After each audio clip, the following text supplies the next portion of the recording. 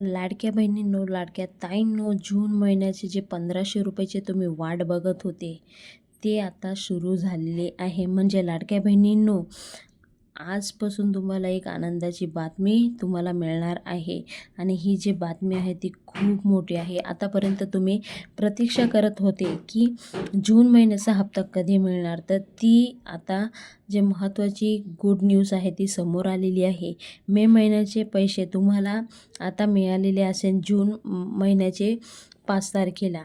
तर आता जून महिन्याचा हप्ता कधी पण तुम्हाला मिळू शकतो आणि कधी पण तुमच्या फोनमध्ये SMS येऊ शकतो.